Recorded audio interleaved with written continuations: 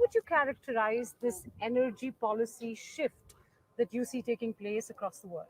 Yeah, Minika, that's a great question. Actually, up till now, the focus to have faster growth in renewables was really driven by climate change and the fact that renewables had become very competitive. That was making the adoption of renewables a lot easier. There were issues around the phasing out of coal and how to make the transition happen in a somewhat seamless manner, right? And how technology is evolving. What's happened with as a result of the recent developments geopolitically is that now there's a much larger focus on energy security, Right. and that is beginning to really, in the short run at least, bring a very different dimension to the conversation on energy.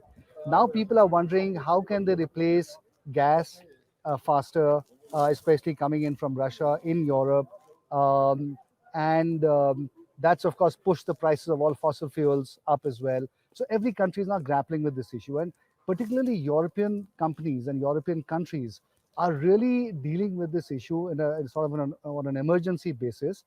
And decisions that they take will now have an impact on the rest of the world as well in terms of energy Absolutely. pricing and so on. So we all have to watch very carefully what actually happens in Europe. So in the short run, it may very well be that Europe pushes forward a little bit on fossil fuel capacities to make up for the shortfall of Russian gas. But longer term, there is going to be a much deeper focus and stronger focus on renewables, because people realize that you don't want to make any large scale investment decisions in fossil fuels, which will then be things that you're stuck with for the next 20, 25 years. So the effort is right now to push forward wherever there is excess capacity without too much capex in fossil fuels, Mhm. and medium term figure out how to push forward on renewables even faster. Okay. Without taking away the critical importance of renewables for Mm-hmm. a variety of reasons, as you've Mm-hmm. already explained, do you think that in the medium term, some of the prioritization that renewables has gotten could come down because of this energy security issue? We're finally seeing crude pricing or fossil fuel pricing at a level where reinvestment or new investment can be Mm-hmm. encouraged because supply has been so constrained over the last several years, and lower prices has meant no new investments in new wells, etc. So that becomes then a bigger part of the Mm-hmm. mix.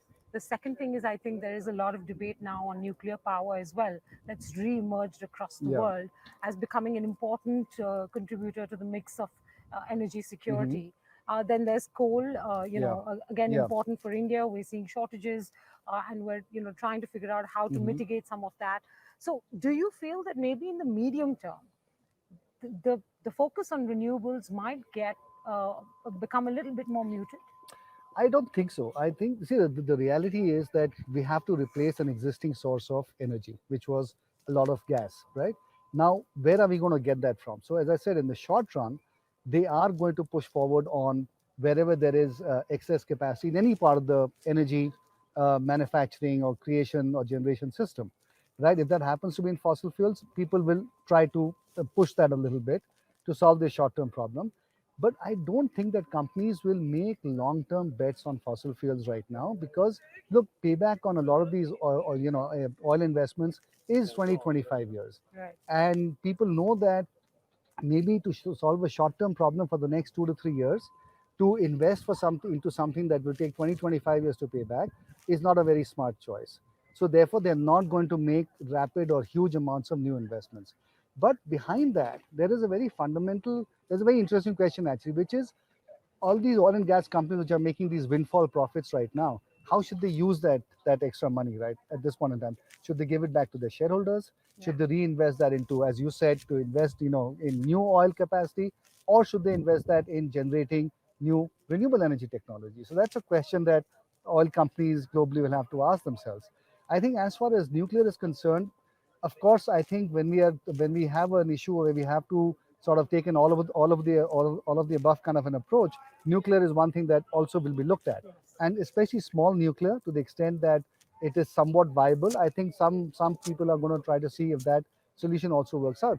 But in addition to that, the other technologies that will evolve are things like direct air capture of carbon, Okay. uh, and then sequestration of carbon. So I think those technologies will also see their place in the sun, as it were, because ultimately that will allow you to burn more fossil fuels And as well. hydrogen. And of course, green hydrogen is a no-brainer. Of course, that's something that is actually going to increase the footprint of renewable energy into the broader energy ecosystem, because today energy is really renewable electricity and deals with maybe 20% of the total energy basket. But in the form of green hydrogen, because you need renewable energy to make green hydrogen, it really has a much bigger potential addressable market, because through green hydrogen you can get into use cases around mobility, around replacement of gas, wherever gray hydrogen is used as a feedstock. All of those areas can be replaced, and that's an additional very large market size as well. So, in short, you don't see the growth momentum for renewable energy. And when I say renewable, Yeah, just to make it clear for our audience, because yeah. these words can be so broad sometimes. I'm Hmm. talking about wind and solar. Right. I'm not talking about hydro. Yeah, Wind and solar, you don't see the growth momentum in any of these slowing down in the short, medium, and definitely not in the long term at yeah. all, right? I don't see that. In fact, the questions that are now being raised is how can we ramp up renewables even more? Certainly, it's a very pertinent question here in Europe. The issue is that they can't ramp it up fast enough, and therefore, how do you fill the gap? And that's what the conversation we were having earlier.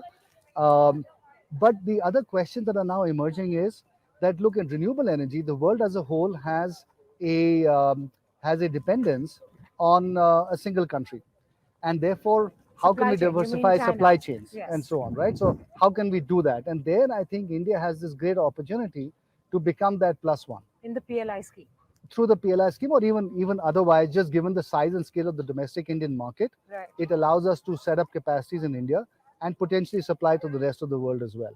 And so I think that is something that is a unique opportunity for India at this point in time. So those conversations around the adjacencies of renewable energy, enlarging the sort of the value chain of renewable energy, and those are the conversations that are now happening more and more.